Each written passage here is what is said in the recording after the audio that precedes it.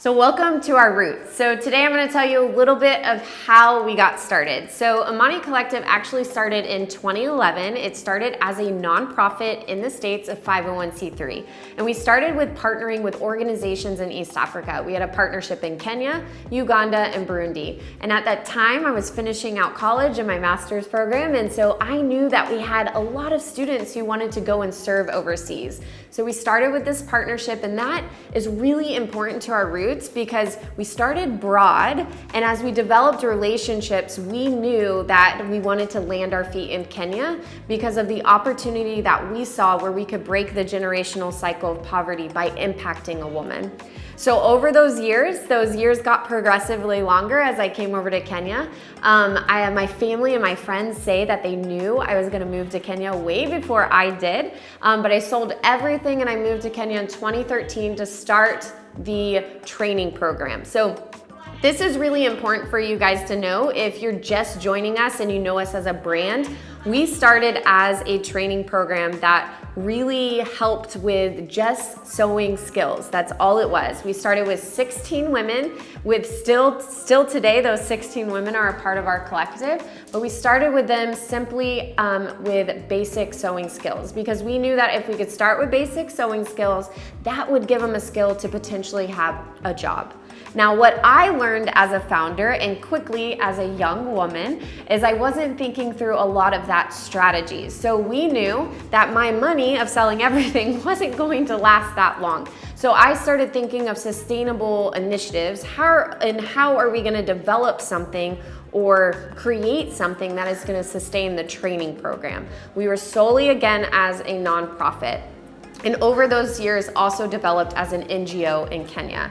So we started making product. I had little to no experience doing that, but we made products so that we could sell to churches or small pop-ups so that we could bring money in to just sustain these women's livelihoods. Because what I found is as we created the training and we gave them the skill, our women were in the middle of nowhere, really. They weren't really close to, quote unquote, a job. And I didn't think through that. And so in many artisan brands and in many nonprofits, the major lack is lack of follow-up and lack of market connection. So one, I wanted to break that. I wanted to make sure that we were following up and we were walking alongside our original women. But we also realized, wow, we're gonna have to be that market and create that. So as a nonprofit and a training, that was not originally our plan, was to become a business, an ethical impact business. But we knew in order to sustain the livelihoods of who we had in our collective at that time, we needed to go in that direction. So we started to create and we started to make. I called them my pity purchases in the beginning because they weren't the best product. But if you guys have been walking with us since the very beginning, I'm sure you have some of those bags that were made out of very interesting fabric, very interesting designs, but we're so thankful for you guys for walking with us in that and purchasing some of those first products, because what you did is you instilled hope, not just in me, but in our artisans. They literally kept that glimmer of hope of what could be. And when I lost some of that hope, they kept us going of where we could build to and where we could go to. So the big changeover, which we'll talk about in the next video for the rebrand, was we got invited to New York Now in 2016. And at that time, I saw this as a great opportunity to bring the products that we had, which was made out of all natural kitenge and natural fabrics that we find here in Kenya that are super bright, and you can definitely tell they're made in Kenya. We brought a very big line that was made of like totes and crossbodies and different things like that to New York Now. So it was kind of a modge-podge or a hodgepodge, however we say that, of products at New York Now.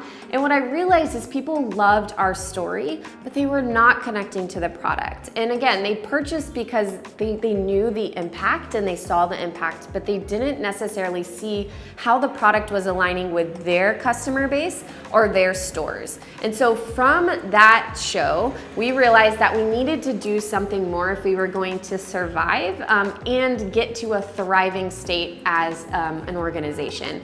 And so that is when we decided to rebrand. And if you join us in the next video, you'll get to learn all about that process.